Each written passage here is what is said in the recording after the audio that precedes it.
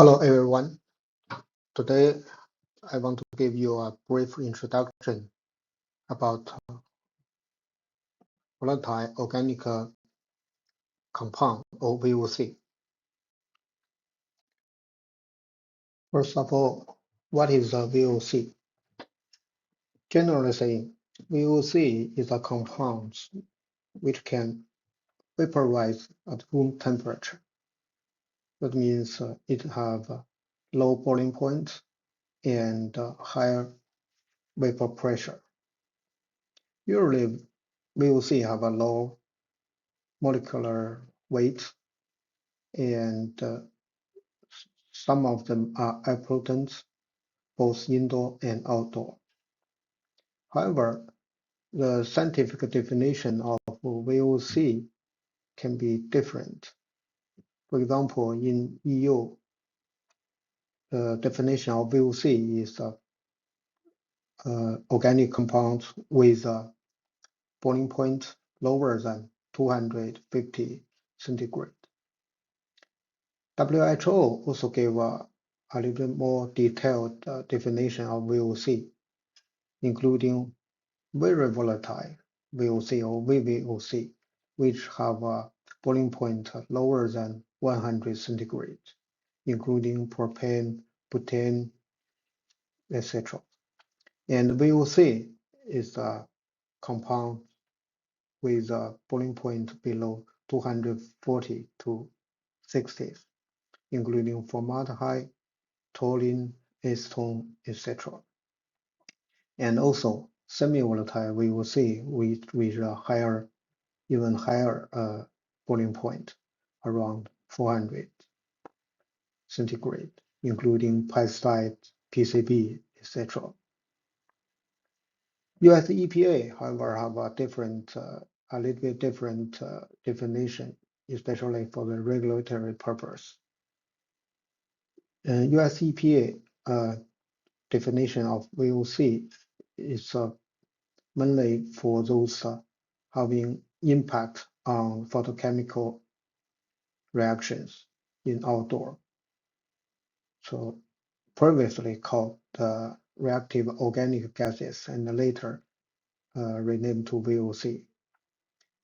So under this definition, the outdoor VOC is not necessarily the same as a concern of indoor VOC or ozone depletion in stratosphere. So our definition of VOC is similar as EPA's definition. We pay attention on those VOC having impact or contribute to the photochemistry or formation of ozone.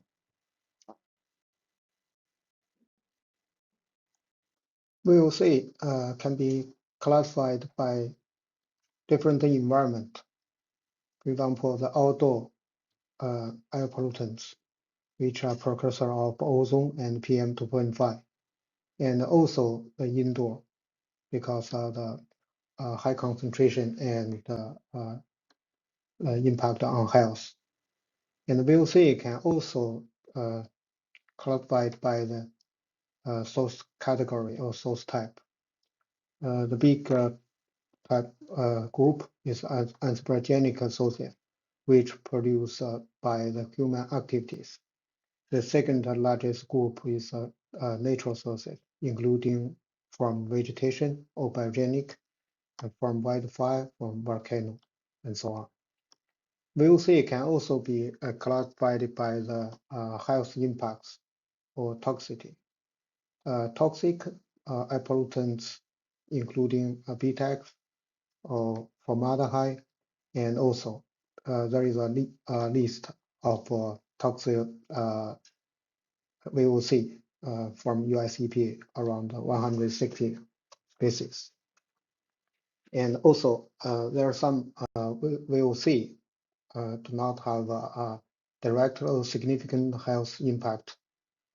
For example, the host of products or scent of flower, but even the non-toxic VOC, sometimes they still have contribution to the photochemistry or formation of ozone.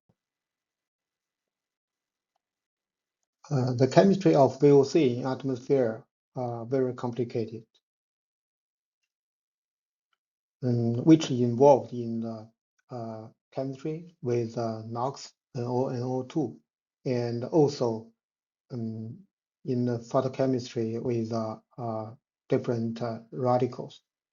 And the reaction can also involve or affect the transformation of other air pollutants, for example, sulfur dioxide to sulfate, NOx to nitrate, and VOC itself to the secondary organic aerosol or SOA. VOC by structure can be classified different group, including alkane, alkene, aromatic, or benzene with benzene rings, and also aldehyde, including formaldehyde, aldehyde, and ketone, etc. Because different structure and activities in chemistry, the VOC behavior in atmosphere are quite different. Active VOC can produce ozone quickly and affect closer region, but slow or a lower active VOC can affect a larger area and react because of a lower reaction. And because a different structure and concentration, VOC also very difficult to measure. So there are different methodology or method or instrument for different VOC. And some of them are continuous, can be continuous or automatically, but some are only using sampling methodology manually. So VOC measurement is also costly, and the data quality is difficult to maintain. For emission sources, VOC, not like other air pollutants, VOC have a wide range of anthropogenic sources, including transportation of vehicles, including the gasoline or diesel car and trucks, and also airplane and off-road machine and off-road vehicle. VOC can also come from industrial process, including manufacturing process, chemical production, and also the petroleum industry, including the petroleum refining.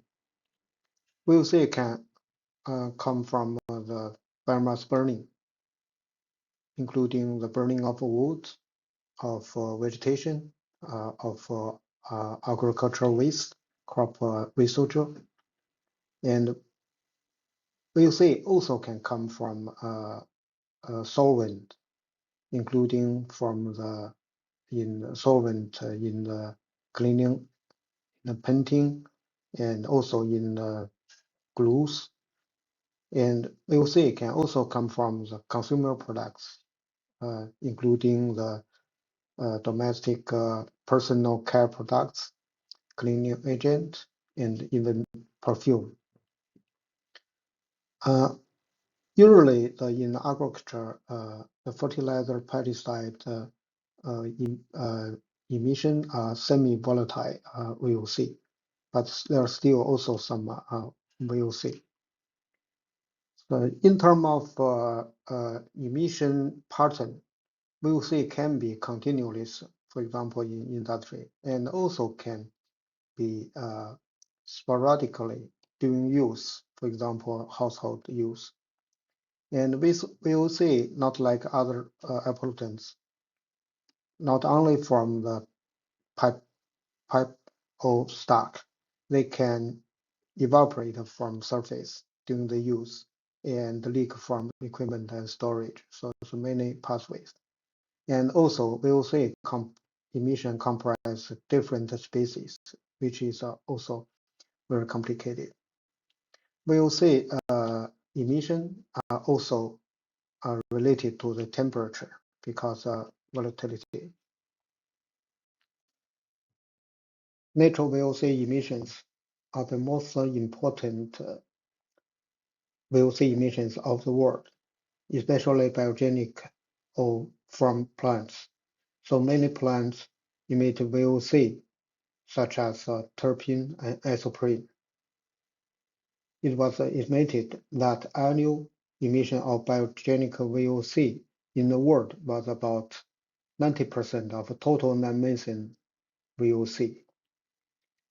Fortunately, biogenic VOC usually is a low concentration and spread widely.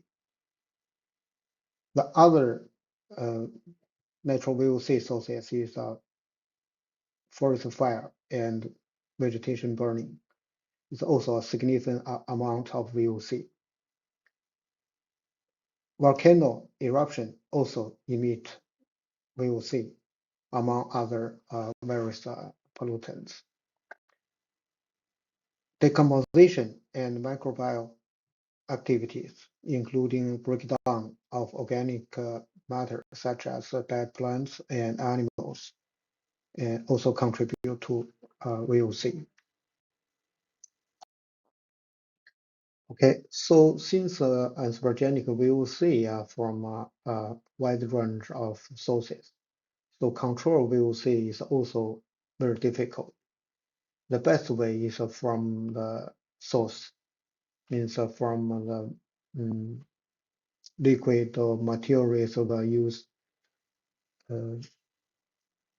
which can produce VOC. So basically, ways to materials substitution using low VOC or VOC-free materials in manufacturing and processing. For example, using water-based solvent instead of organic solvent. For example, in the paint used for cars and for the decoration at home. And also process control and modification is very important.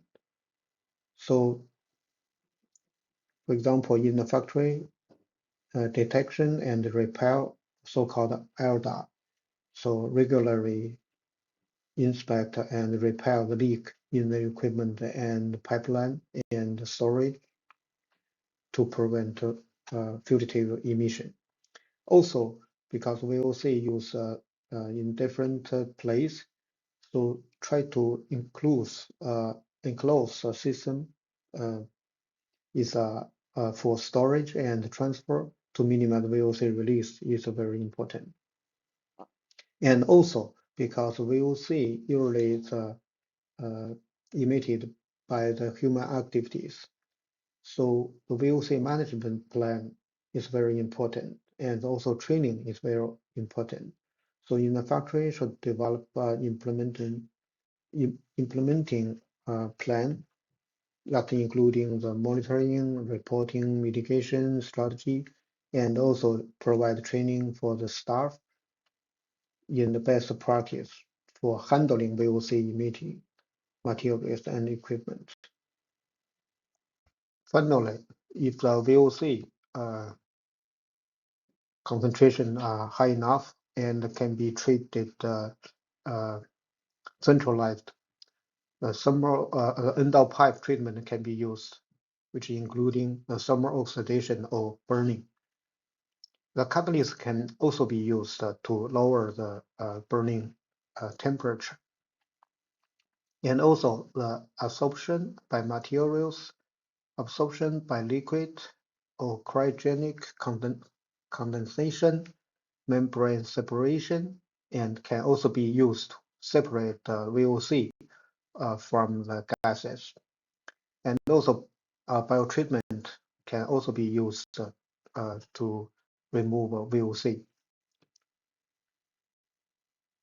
Okay, so that's everything for today's brief introduction about the VOC. Thank you very much for your attention.